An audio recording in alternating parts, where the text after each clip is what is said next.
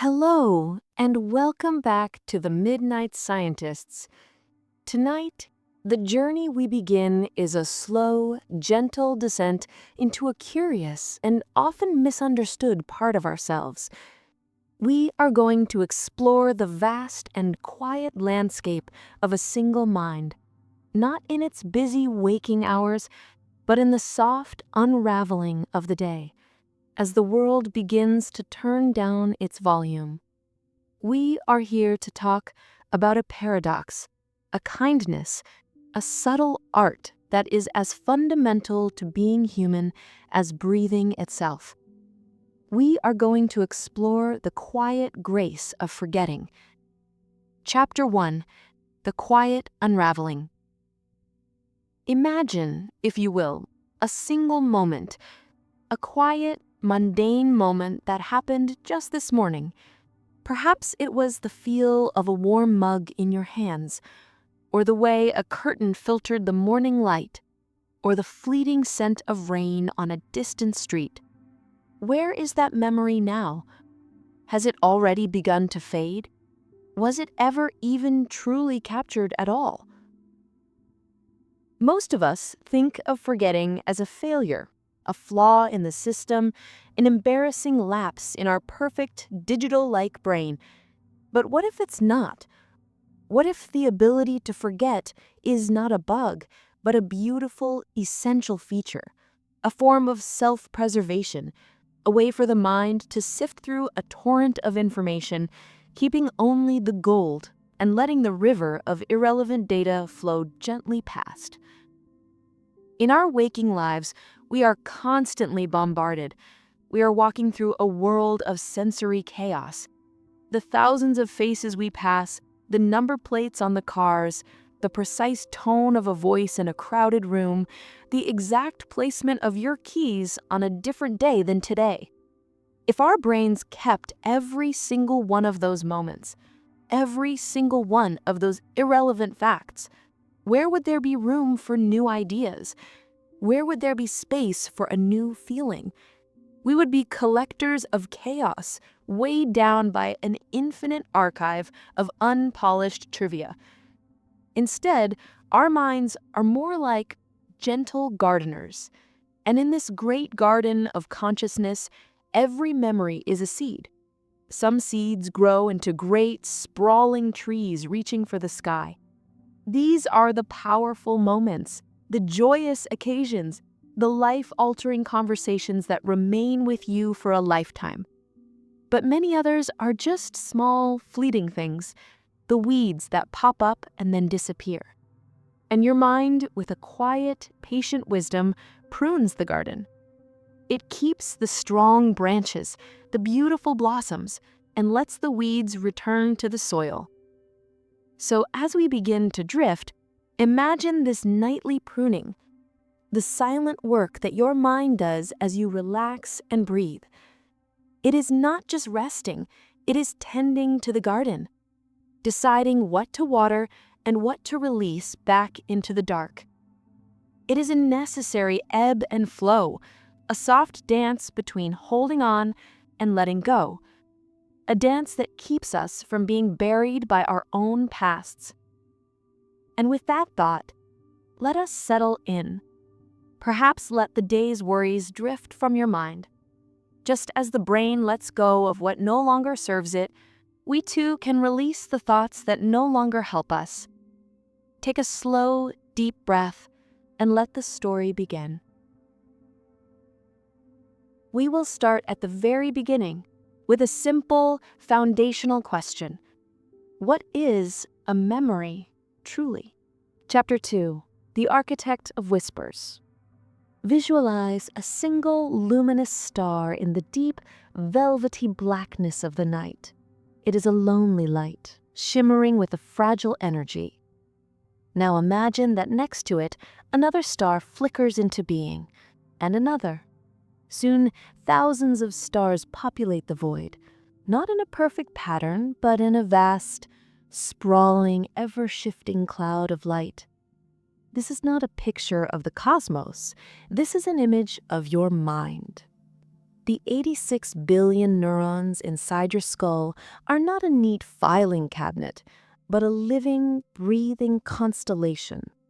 And a memory, at its very core, is not a file, but a connection.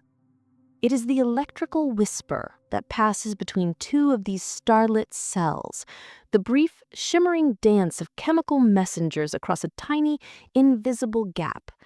This is the truth of remembrance, not a solid record, but an ever-changing network, a web woven from electricity and time. Let us begin with the quiet mechanics of this celestial city. Every experience you have, from the simplest act of seeing a face to the complexity of a late-night thought, is translated into a pattern of activity. Your neurons fire in response to a stimulus, sending a tiny electrical signal down a long, slender arm called an axon. At the end of that arm is a synapse, a small junction where the message must leap across a void, like two hands almost touching. And to make that leap, the message transforms. The electrical signal triggers the release of microscopic chemical messengers known as neurotransmitters. These gentle purriers float across the synapse, finding a home on the next neuron and continuing the chain of communication. It is a marvel of biological engineering, a world of microscopic conversations happening in the quiet, dark spaces of your mind. But the real magic lies not in the message itself, but in the path it takes. The first time a signal travels this route, it's like a brand new trail through a dense, quiet forest. The way is overgrown, the passage slow, but every time that same pattern of neurons fires together, every time you revisit that face or remember that smell or recall that feeling, the path gets a little clearer, a little wider, a little smoother. This is the principle of synaptic plasticity. The very connections that hold your memories are not fixed. They are living, adaptable, and wonderfully pliable. The more something is repeated, the more emotionally charged it is, the more likely the neurons are to strengthen their bond. Scientists have a simple, elegant phrase for this: neurons that fire together, wire together. It is the brain's poetic way of saying that practice doesn't just make perfect, it makes permanent. It's how the trail becomes a path, and the path over time becomes a highway. This subtle architecture is the foundation of your inner world. Everything from the taste of your morning coffee to the name of your childhood best friend exists because of these microscopic connections. Your mind in this way is not a simple container. It is an artist, a sculptor, constantly molding and reshaping itself in the gentle flow of experience. And as we continue to drift, we might wonder about these ever-changing memories. If they are so fluid, so alive, where do they live? Do they exist in different spaces?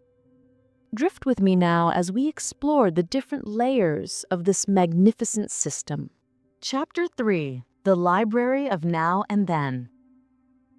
Imagine that your mind is a grand, ancient library, but one that is not quiet or still.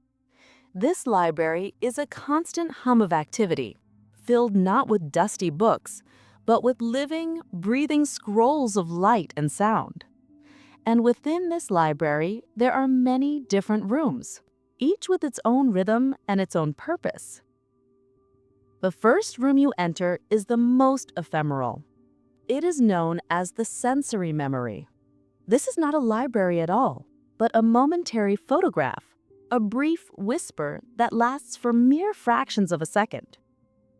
If you've ever looked at a bright light and then, closing your eyes, still seen its afterglow for a moment, that is this room at work. It is the fleeting echo of perception, the ghost of a sensation that your brain captures before deciding if it is even worth keeping. Most of the echoes here vanish as quickly as they appear. Next, you walk into a smaller, more active space. This is the room of short-term memory. Think of it as a mental sticky note, a small notepad where information can be held for a few seconds or a minute at most. This is where you might hold a phone number you've just heard or a grocery item you've just been asked to remember. This room is not designed for long stays. It is a temporary holding area, a brief but valiant guardian of fleeting information before it either slips away or is invited into a deeper part of the library. It is always active, always in motion, and its purpose is simply to keep the present moment intact, just long enough for you to act. And a quiet sibling to short-term memory lives right next to it. This is working memory. If short-term memory is a mental sticky note, then working memory is your brain's kitchen counter. It's the place where you juggle information, where you do mental math, or follow a set of directions. It's not just about holding on to a piece of information, it's about manipulating it, sorting it, and using it to solve a small, momentary problem. It is a small, cluttered, and constantly used space.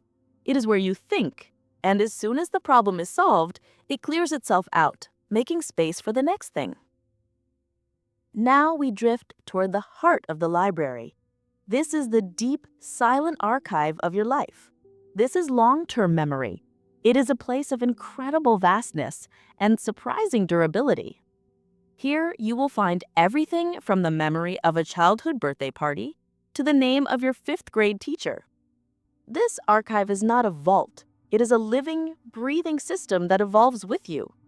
It is a collection of stories, a series of lessons, a tapestry of moments that define the narrative of who you are. Long-term memory is so immense, it is often softly divided. There's the part that stores facts, like knowing that Paris is the capital of France. This is semantic memory. And then there's the part that stores your personal history, like remembering the very first time you saw the Eiffel Tower in person. This is episodic memory. One is knowledge, the other is experience. And finally, tucked away in the shadows of this grand archive are the memories that you possess without even realizing it. The knowledge of how to ride a bicycle, how to tie your shoes, how to brush your teeth. These are implicit memories, and they do not require conscious thought. They are woven into your muscles and your habits, living in deep, silent neural circuits that operate on their own below the surface of your awareness. They are the quiet magic that allows you to simply do. In a way, your mind is a beautiful contradiction.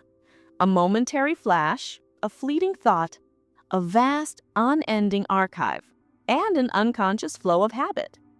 All of it is held together by the same delicate, dynamic dance of electricity and chemistry. As we drift and ponder this great library, we might begin to wonder, what makes some books last forever, while others vanish into dust? Chapter 4. The Painter with a Shaky Hand. Drift with me now into a quiet truth. Your memories are not perfect photographs. They are not pristine recordings sealed in a glass jar. They are more like paintings, constantly being touched up, recolored, and reshaped by an artist. And sometimes, this artist has a slightly shaky hand. We like to believe that when we remember, we are simply pulling a pristine file from the archives and putting it back.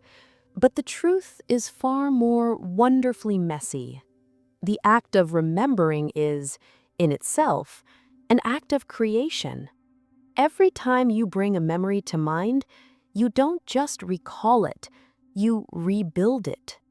And in that moment of reconstruction, it becomes malleable. It is open to subtle change. Scientists have a name for this process: reconsolidation. It's the idea that a memory, once retrieved, must be saved again to be stored. It's like opening a digital document, making a few small edits, and then hitting save. Sometimes you might add a detail from a conversation you had 5 minutes ago. You might subtly shift the emotional tone based on your current mood. You might even, without realizing it, add a detail that never happened at all. Think of it like this. You tell a story about a summer long ago. The first time you tell it, the details are a bit fuzzy, but each time you recount the tale, you refine it.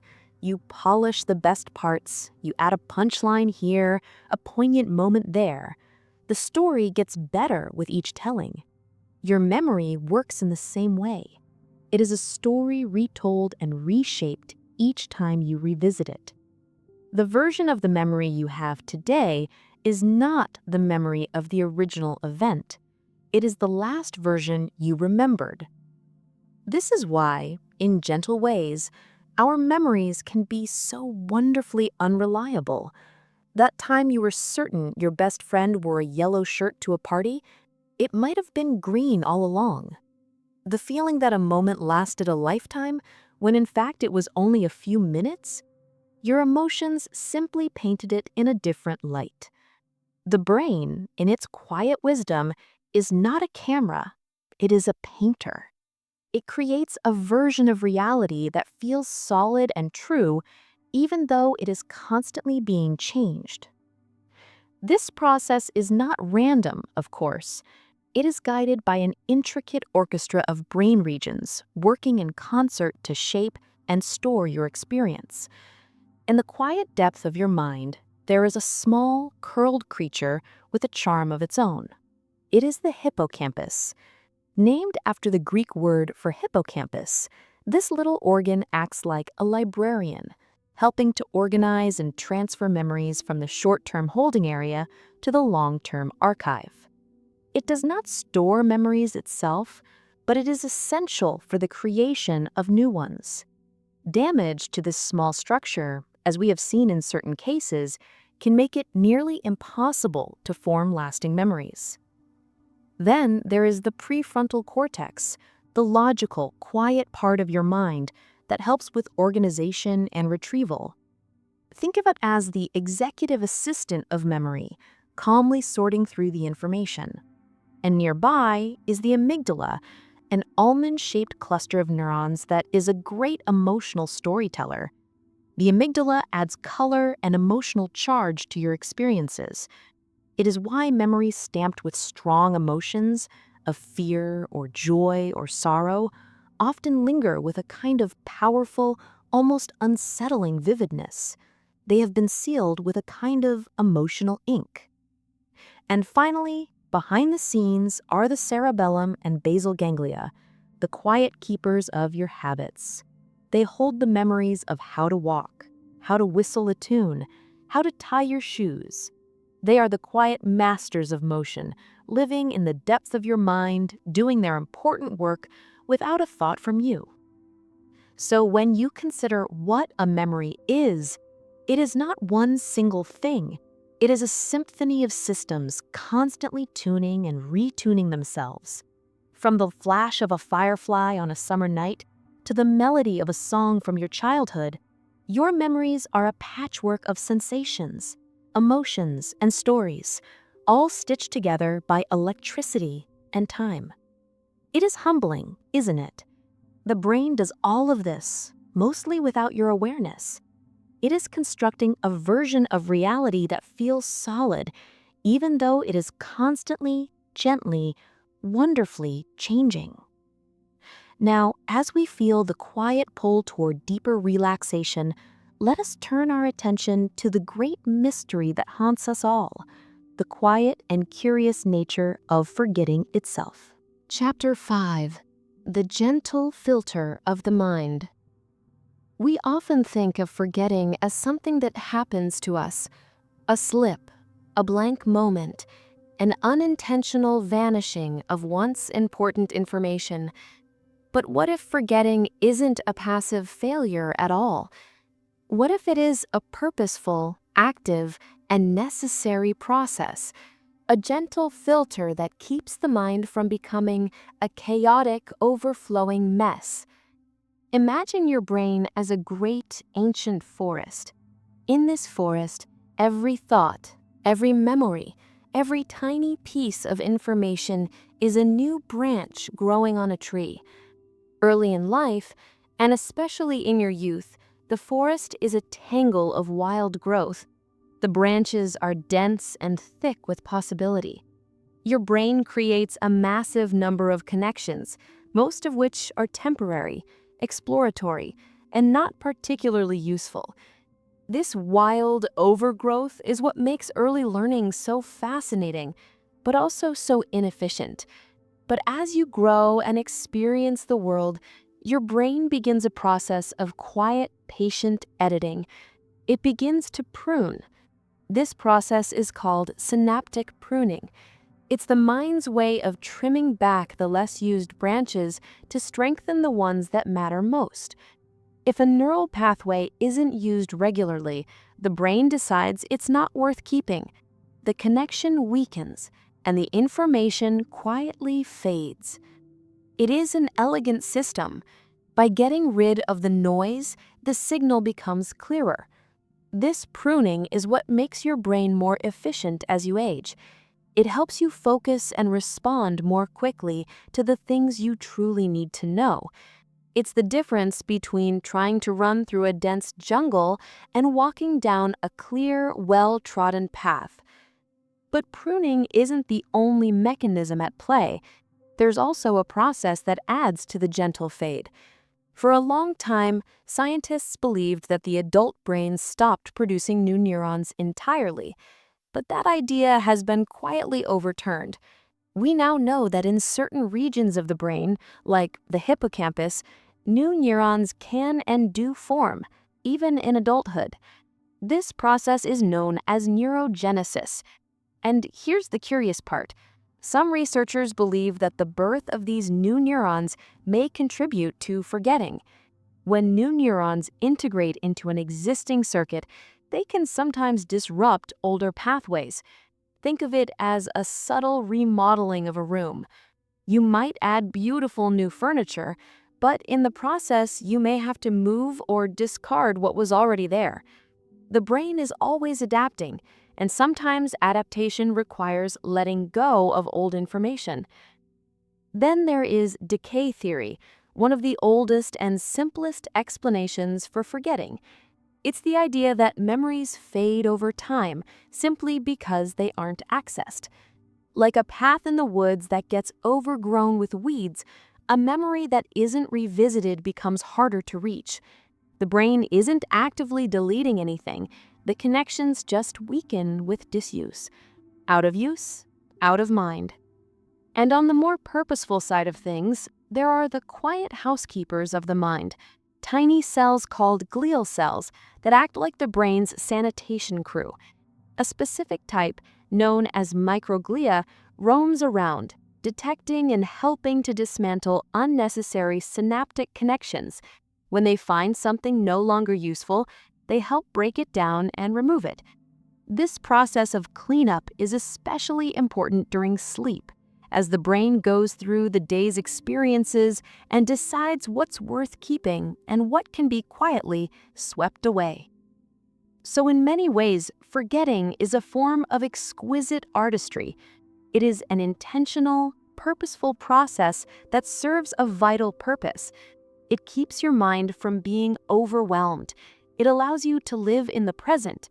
It protects you from carrying around every password you've ever used, every minor embarrassment from third grade, or the detailed history of what you had for lunch 6 weeks ago. It is your brain's quiet wisdom. It is the pause between notes that gives the music its rhythm. It is the background blur that helps the subject come into focus. Drift with me now and let us explore a fascinating piece of this puzzle. A pattern of forgetting so predictable, a man decided he could measure it. Chapter 6. The Forgetting Curve and the Power of Spaced Repetition. There is a certain moment we all experienced. You meet someone new, shake hands, smile politely, and hear their name, say Mike or Sarah. You nod, repeat it once in your head, and then, less than 30 seconds later, it is gone. You can remember the smile, the shirt, perhaps even their oddly firm handshake, but the name is lost to the breeze. This is not a personal failing. You are not uniquely forgetful. In fact, you are gloriously, beautifully average in your forgetting. And that is exactly what a man named Hermann Ebbinghaus figured out over 140 years ago.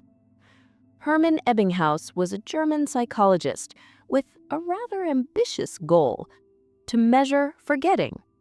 He was tired of philosophical speculation. He wanted numbers, data.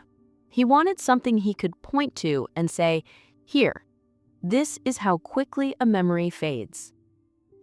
With admirable, if slightly masochistic dedication, he became a one-man memory laboratory. Using himself as the sole test subject, he began memorizing long lists of nonsense syllables, things like Baz, Zid, and Guck, words with no inherent meaning and therefore no emotional hooks to cling to. He would study a list, test himself after a delay, and record how much he could still recall. He repeated this process hundreds of times across different intervals for months on end. What he discovered was quietly revolutionary. Forgetting does not happen at a constant rate. Instead, it drops off sharply soon after learning, and then the rate of forgetting slows down and levels out. This pattern became known as the forgetting curve. In simple terms, we forget a lot very quickly, and then the rate of memory loss tapers off. Let's bring this to life with a gentle, hypothetical example. Say you learn 10 new vocabulary words in a foreign language today. According to Ebbinghaus's findings, within 20 minutes, you might forget almost half of them. After an hour, you might be down to just 4. By the end of the day, maybe 2 remain, if you are lucky. This steep initial drop is your brain's way of testing what really matters. If you don't return to the information, your brain assumes it's not important. And honestly, it is a pretty smart system. You are exposed to an overwhelming amount of new input each day. Holding on to everything would be like trying to carry every single item from a grocery store in your arms without bags. Eventually, something has to drop. But here's where the story gets hopeful. Ebbinghaus also discovered a wonderful, counterintuitive truth. Review helps. If you revisit the information before it vanishes entirely, the curve resets.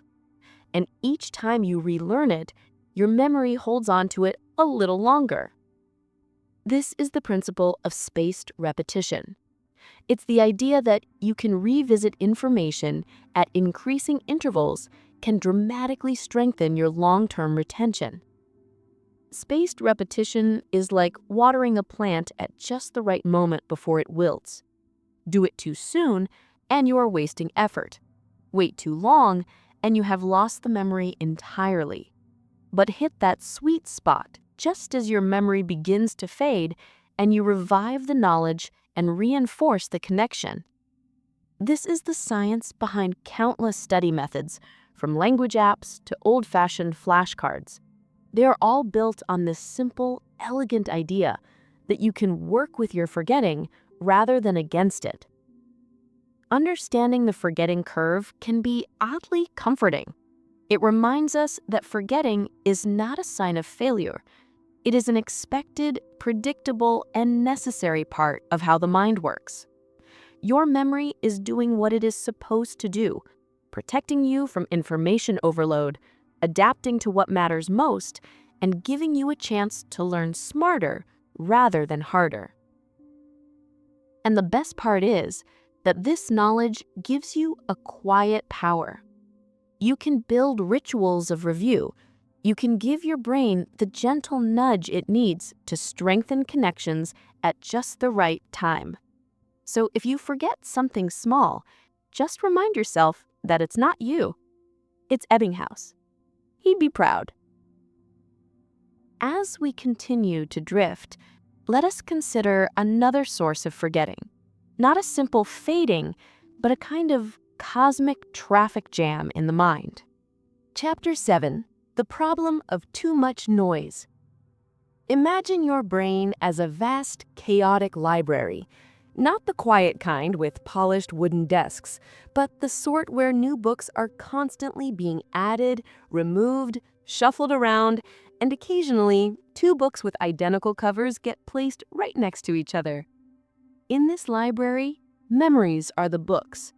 And as you try to place a new book on a shelf, the one next to it might slide over and push it out. Or worse, you reach for a familiar title, but it's been quietly replaced by something similar but entirely wrong. This is the nature of interference. It's not that your brain is forgetting information entirely, it's that other similar memories are elbowing their way into the spotlight and hogging the attention. Interference is one of the most common and frustrating causes of forgetting. It's what happens when memories compete for space and access. And just like two people trying to talk at the same time, things can get muddled. There are two main types of interference, each with its own particular style of chaos: proactive and retroactive. Let's start with proactive interference. This is when old information interferes with your ability to learn or recall something new. Imagine you've had the same phone number for 10 years. You finally get a new one, and for the next few weeks, every time someone asks, you instinctively blurt out the old digits. That's proactive interference in action. Your brain is so well trained on the old number that it automatically serves it up, even when it's no longer accurate. The neural pathway for the old number is a well-trodden, smooth highway that your brain is used to driving down. The new number, by contrast, is still a gravel road, half-built and riddled with potholes. So when it comes time to recall, your brain takes the faster, easier route, even if it's wrong. On the other side, we have retroactive interference. This is when new information interferes with your ability to remember old information. Let's say you just changed your email password. A few days go by, and suddenly you can't, for the life of you, remember the previous one. You used it for years, typed it hundreds of times, but now that it's been replaced, it's vanished into the mist. That's retroactive interference. The new memory has overwritten, or at least obscured, the old one. This happens because your brain is constantly updating and reorganizing. It wants to stay current. But in doing so, it sometimes places newer memories on top of older ones, like saving digital files with the same name. The original might still be there, buried in the depths of your mind, but accessing it becomes more difficult. Both types of interference are more likely to occur when the memories in question are similar. Learning Spanish after years of studying Italian? Expect some cross-linguistic confusion. Meeting a new colleague named Mark when your old coworker was also named Mark? Prepare to say the wrong last name at least once. It's not that you're careless, it's just that your memory system is trying to manage overlap with limited shelf space. The good news is that interference isn't inevitable. Your brain naturally uses, and you can consciously adopt, strategies to reduce its effects. One of the most effective is context separation. If you study similar subjects in different environments or at different times of day, your brain is more likely to keep them distinct. Even small differences in setting can help reduce confusion. Sleep also plays a key role. During rest, your brain not only consolidates memories, but also helps untangle overlapping information. If you're feeling overwhelmed by new learning, one of the best things you can do, ironically, is nothing at all. Just close your eyes and let your brain do its behind-the-scenes organizing. Interference is a sign of a working, learning, and adapting brain. The very act of forming new memories means you're creating the potential for conflict. That's not a flaw. It's a side effect of being a constantly evolving human. Your brain doesn't store memories in neat, isolated folders. It weaves them into a rich, overlapping, and wonderfully complex network. Sometimes the threads get tangled. But overall, it's a system designed to adapt and respond to the patterns of your life. So if you forget your new PIN and accidentally punch in the old one at the ATM, just smile and blame it on interference. Your brain has good intentions. It's just a little crowded up there. Chapter 8: The Silent Gatekeeper.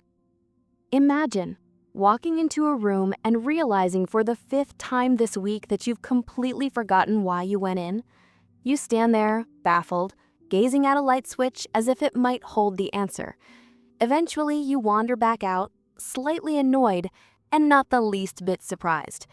It's not a memory failure, it's an attention failure. Memory begins with attention. It is the brain's first gatekeeper, the quiet bouncer at the club of consciousness, deciding which experiences get past the velvet rope and which get turned away at the door. Without attention, memory doesn't stand a chance. At any given moment, your senses are flooded with data. The subtle hum of a refrigerator, the faint scent of laundry detergent, the temperature of the air on your skin. It's all being registered, but you're not aware of most of it. And more importantly, you won't remember most of it. That's because your brain is highly selective. It filters out the majority of incoming information and allows only a fraction to pass into your conscious awareness. And from there, an even smaller portion makes it into memory. This is where attention comes in. Attention is the mechanism that tells your brain, this is important, store this. Without that signal, the information fades, often before it even gets properly encoded. You simply can't remember what you never really noticed in the first place. Take, for example, the common phenomenon of daydreaming while reading. You sit down with a book, turn the pages diligently, and after several paragraphs realize you have absolutely no idea what you just read. The words went in, but your attention was elsewhere. Perhaps you were thinking about dinner or an awkward conversation from earlier. Whatever the case, your focus drifted and the content never made it into memory. This isn't just a reading issue. It happens during conversations, movies, and commutes. Whole sections of life can disappear simply because your mind was somewhere else. Then there's multitasking, the arch nemesis of good memory. We like to think we're great at juggling tasks, texting while cooking, scrolling while watching television, answering emails during meetings. But this science says otherwise. Multitasking is largely a myth. What we're actually doing is rapid task switching, moving attention back and forth between activities. And every time we switch, there's a cost. That cost comes in the form of reduced encoding. When your attention is divided, each task receives less cognitive bandwidth. You're more likely to make errors and more likely to forget details. Multitasking doesn't just reduce performance in the moment, it creates weaker memories for everything involved. Interestingly, not all distractions come from the outside world. Internal distractions, your own thoughts, feelings, and mental to-do lists can be just as disruptive. You might be sitting in a quiet room trying to concentrate on a task and find your mind spinning off into unrelated directions. This is sometimes called mind wandering, and while it can be creatively useful, it's a surefire way to reduce memory formation. What's especially fascinating is that attention and memory are deeply intertwined in the brain. The prefrontal cortex, responsible for higher-order thinking and focus, works closely with the hippocampus, the memory maker. When you pay close attention to something, these regions coordinate, enhancing the chances that the experience will be encoded and stored for future retrieval. But when attention is thin, scattered, or constantly shifting, the hippocampus doesn't get a strong enough signal. The result? Fragile memories that are prone to fading or never form at all. There's a gentle truth worth embracing here. You don't have to remember everything. Part of attention's job is to prioritize. You can't focus on every detail of every moment, and your brain doesn't want you to. What it offers instead is a curated version of reality, an edited highlight reel based on what you attend to. So the next time you forget why you walked into the kitchen, don't worry. It's not that your memory failed, it's that your attention was doing a bit of creative pruning. And maybe, just maybe, that trip into the other room was never really about getting something at all. Maybe it was your brain's way of saying, hey, let's go stretch our legs and forget something together. Drift with me now as we ponder what a life of perfect, flawless memory might be like, and why that might not be the gift we imagine it to be. Chapter 9. The Burden of Total Recall. It is a tempting fantasy, isn't it, to have a perfect memory, to never forget a name, a birthday, a face, or a single detail of your life. Every conversation intact, every pleasant afternoon cataloged and polished like a museum exhibit. No lost keys, no forgotten appointments, no mystery bruises with unknown origins. Just a pristine, searchable archive of everything you've ever seen, done, or felt. And yet, in reality, such a memory might be more of a burden than a blessing. We are told by popular culture that forgetting is a kind of failure, a defect to be overcome. But the truth is, forgetting is not only normal, it is essential. A perfectly functioning memory, well, it might drive you quietly bonkers. There is, in fact, a rare condition that gets close to this idea of perfect memory. It's called hyperthymesia, or highly superior autobiographical memory. Individuals with hyperthymesia can recall nearly every day of their lives in astonishing detail. Ask them what happened on a random Tuesday in October 2 decades ago, and they'll tell you the weather, the clothes they wore, what they ate for lunch, and maybe even what song was playing on the radio. It's not something they have to study or rehearse. The memories are simply there, vivid and immediate. At first, this sounds incredible. Who wouldn't want such a talent? But for many people with hyperthymesia, it's far from a superpower. It can be overwhelming. Memories intrude uninvited, vividly, and relentlessly. Some describe it as being constantly pulled into the past, unable to let go of old wounds or embarrassing moments. If someone hurt your feelings in high school, you may feel that sting just as sharply today as you did then.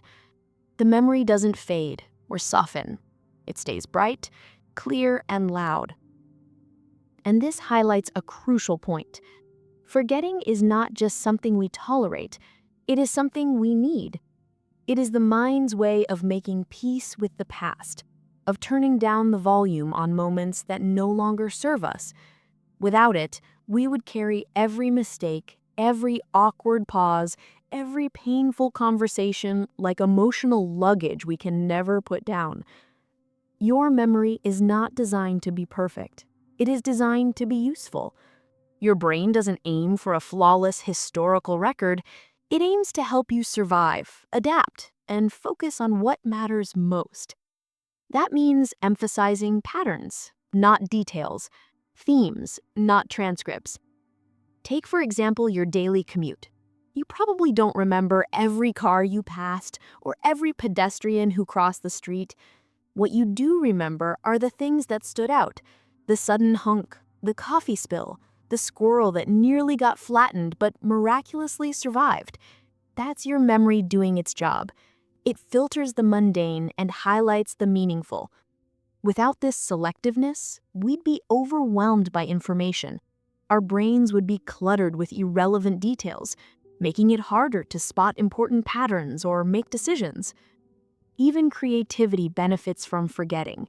Some of the most original ideas emerge not from perfect recollection, but from misremembering, from merging concepts in new ways, from filling in forgotten gaps with fresh imagination. If you remembered every source, every quote, every influence exactly, you might never synthesize them into something new. Forgetting creates space for invention. So, the next time you forget where you parked, or why you opened the fridge, or the name of that actor in the movie with the boat and the dramatic music, try not to be too hard on yourself. Your brain is not broken. It's just doing what it was built to do, remembering what matters most and letting the rest gently fade. Now, as we drift deeper, let us explore the most profound and sometimes sorrowful aspect of forgetting, the role it plays in grief and emotional healing. Chapter 10: The Mercy of a Fading Heartbeat. Grief is one of the most universal human experiences, yet also one of the most uniquely personal. It can arrive as a quiet ache or as a tidal wave that knocks the wind from your lungs. It may feel like something is missing or like everything is too present. Time slows, words feel heavy, and memories, especially those tied to someone you've lost, take on a kind of unbearable clarity. In the midst of that intensity, forgetting might seem like a betrayal. The thought of a face softening, a voice becoming harder to hear, or a little quirk slipping away can feel like losing the person all over again. But here is the quiet truth. Forgetting, at least in part, is also what allows us to keep going. It's not betrayal. It's the brain's version of mercy. When someone we love is gone, the memories attached to them become emotionally charged. The brain holds on tightly. The amygdala, already an expert in flagging emotionally significant events, keeps these memories vivid, especially the painful ones. The hippocampus, responsible for storing and retrieving these moments, becomes flooded with cues, songs, photos, places that bring those memories rushing back.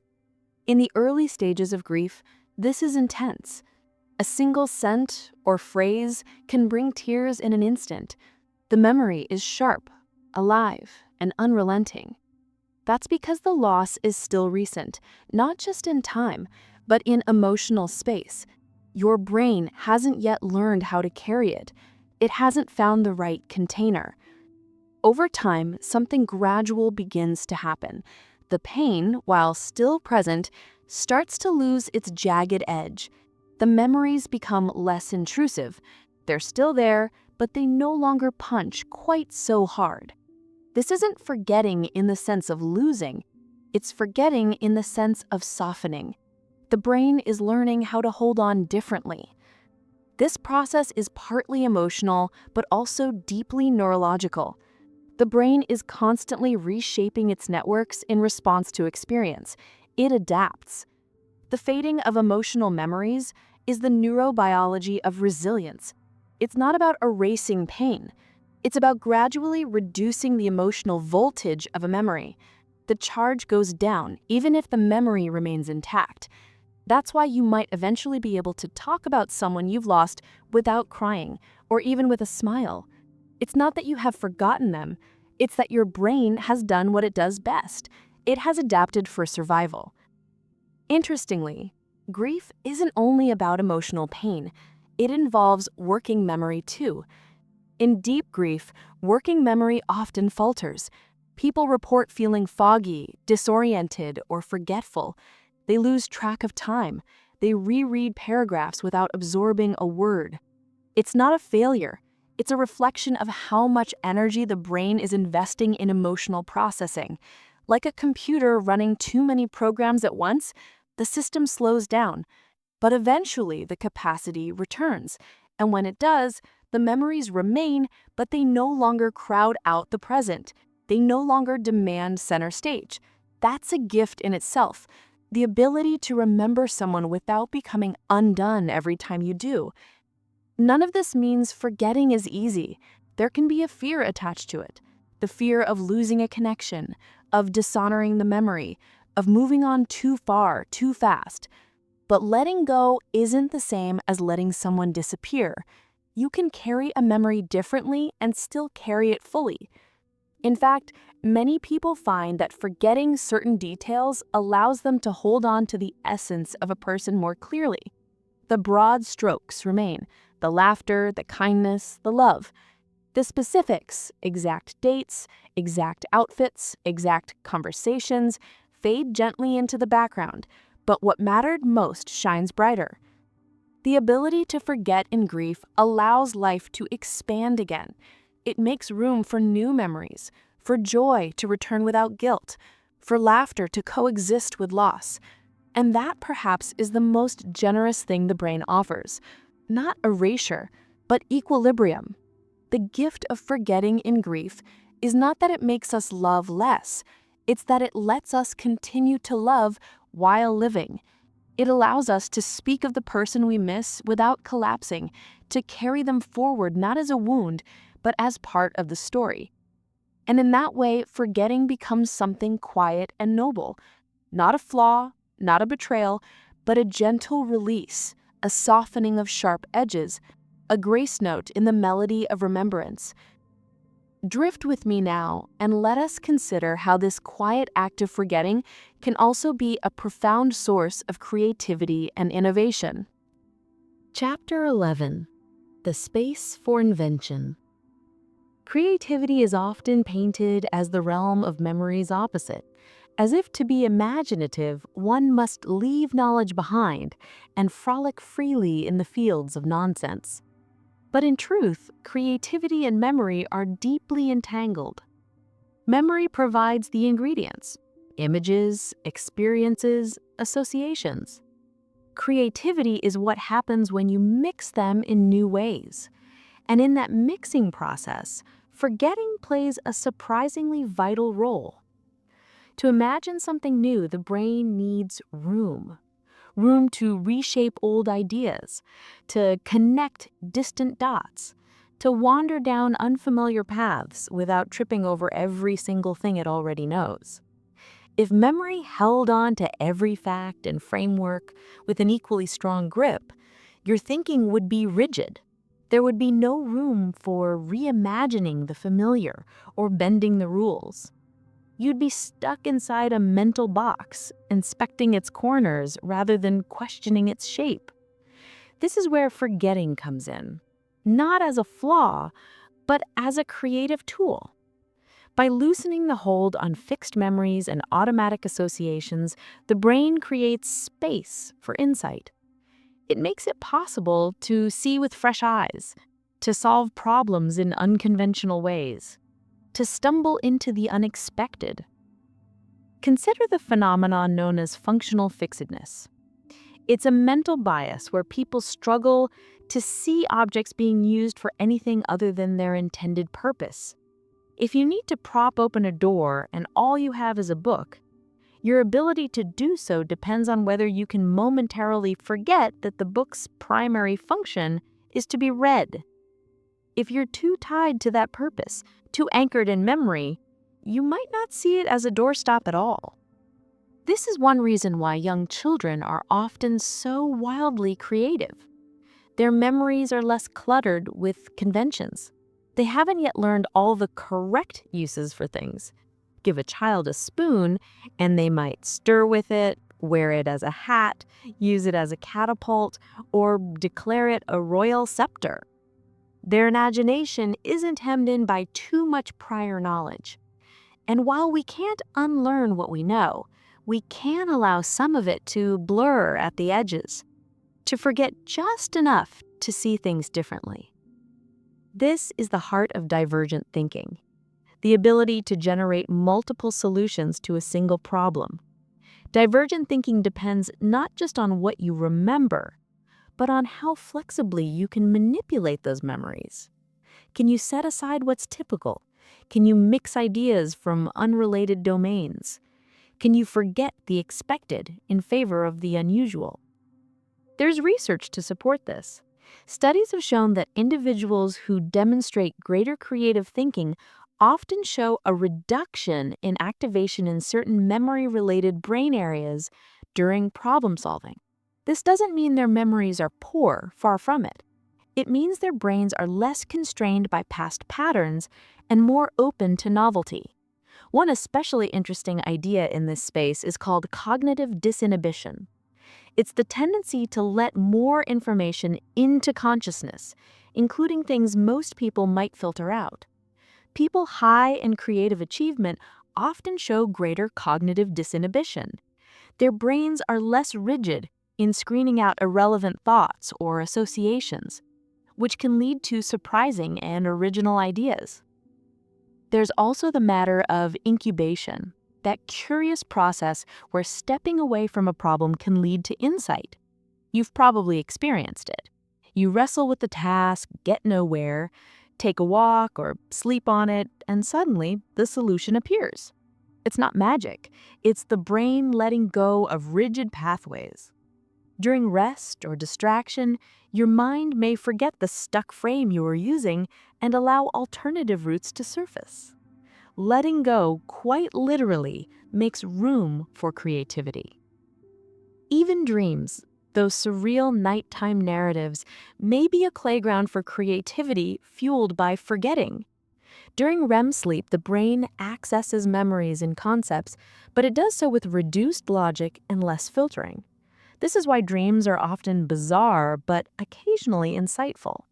Your brain is making connections it might never allow during waking life because the usual rules, the usual memories, are just out of reach. Great works of art, scientific breakthroughs, clever inventions, they often come from people who've managed to forget something important. Forget what's been tried. Forget what's considered impossible. Forget how things are supposed to be done. These are acts of productive forgetting, letting go of the obvious to make room for the original. Of course, memory still plays an essential role. Creativity builds on experience. But the magic happens in how you rearrange what you know, in the gaps, in the fuzziness, in the moments when the mind lets go of one thing just long enough to reach for another. So the next time your mind feels blank or a bit jumbled, maybe don't rush to fill it with facts. Let it float. Let it rest. Let it forget. You might be clearing just enough space for a new idea to land. Creativity isn't just about brilliance or talent. It's about freedom. And sometimes freedom begins with forgetting what you were told was true and imagining what else might be possible. Now, as our journey nears an end, let us consider what happens when the delicate balance of remembering and forgetting is disrupted. What can we learn from those for whom memory has become a source of profound confusion and loss? Chapter 12. The Fragile Tapestry of Self.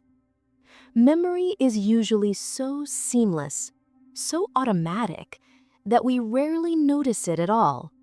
It follows us around, filling in the blanks, reminding us where we left our shoes, nudging us with déjà vu, carrying the scent of childhood through a bakery door.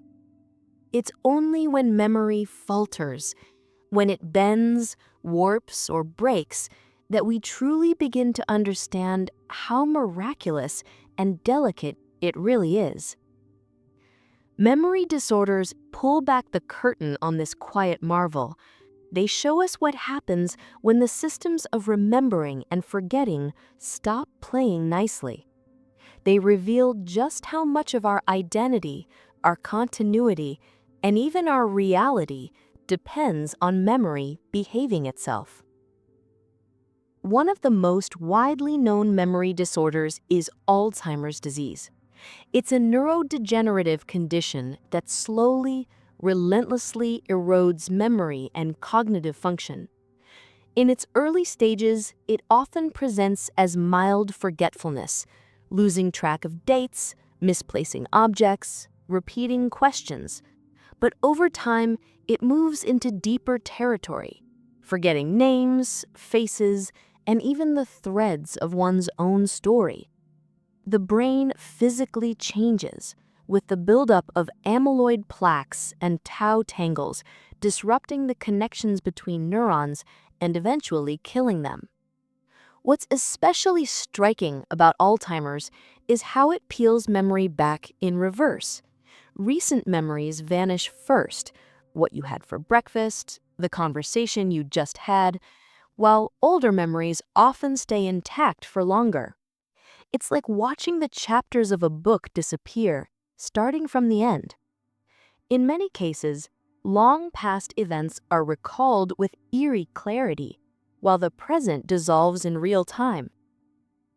A person might vividly recount a school dance from 60 years ago, while forgetting where they are or why they're holding a spoon.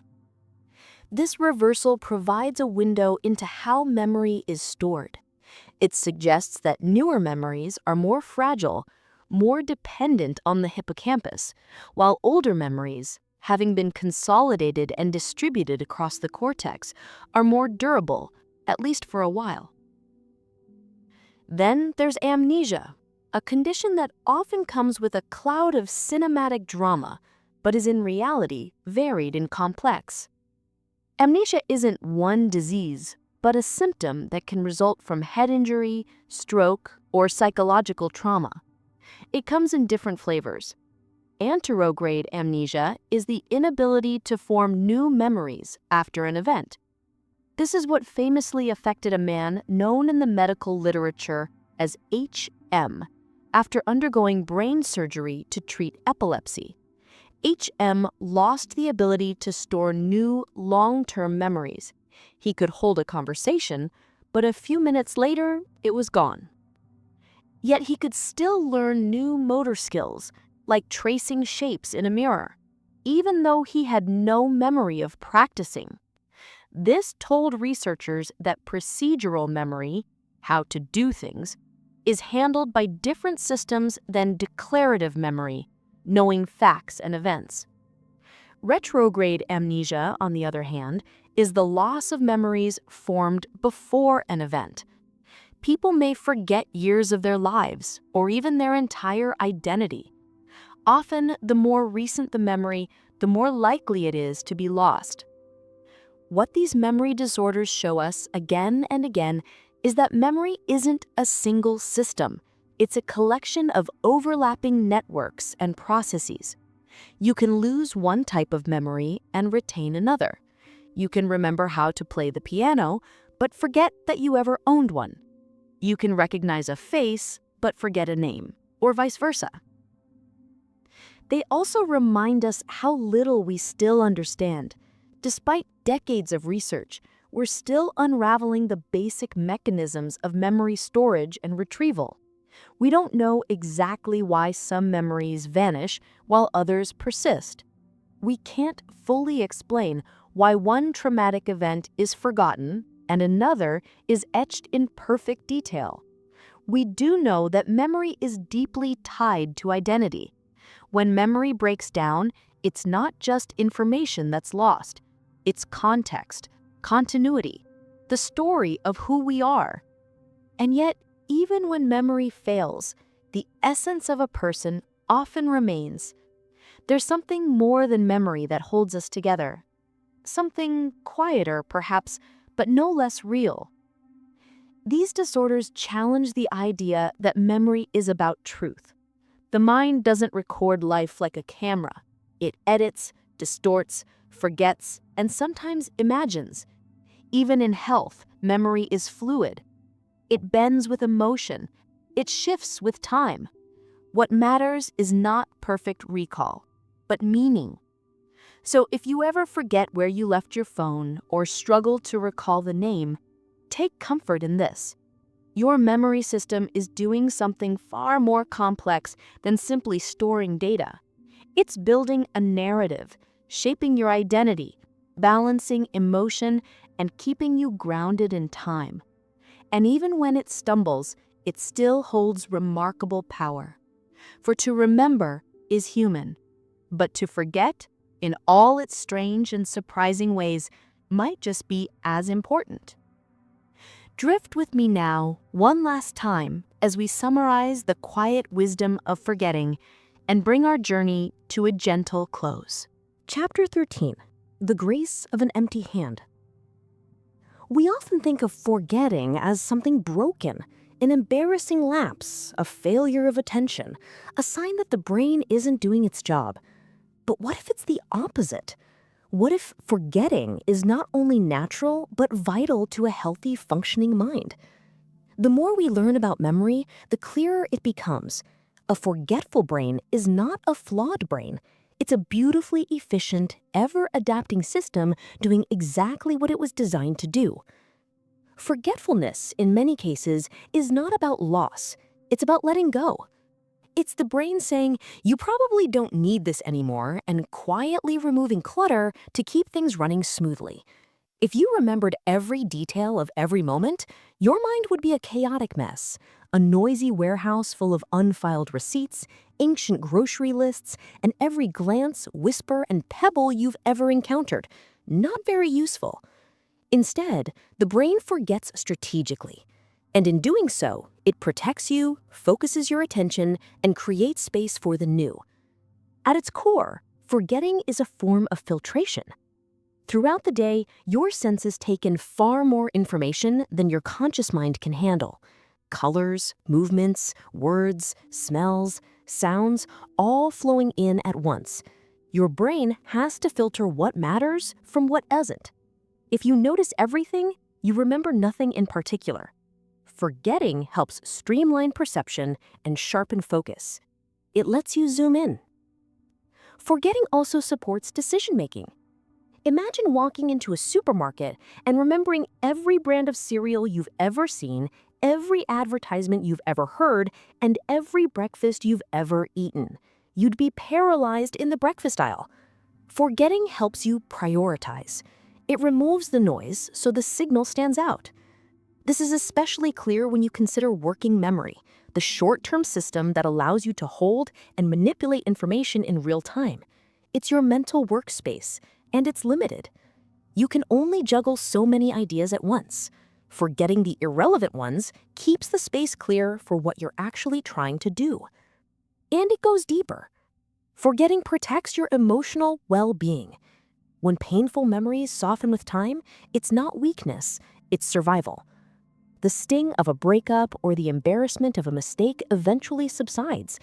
It's not that you've forgotten the event entirely, it's that your brain has dialed down its emotional volume, allowing you to live in the present. This doesn't just happen by accident. Research shows that certain neural pathways actively support forgetting. Proteins like RAC1 are involved in weakening synaptic connections, those little bridges between neurons that help store memories. The brain builds them up when it learns something new, but it also knows when to tear them down. Synaptic pruning, the process of trimming unused or outdated connections, happens throughout life. Like a sculptor removing excess clay, your brain refines itself by subtraction. This selective forgetting isn't about losing memories, it's about optimizing them. The strongest memories tend to be those that are meaningful, emotional, or frequently revisited. The rest, they're archived or gently released. Think of a library. You don't need every book ever written on the front desk. You need the ones relevant to today. The rest are in storage, or replaced, or recycled. Not gone, just not cluttering your workspace. And here's something else. Forgetting helps creativity.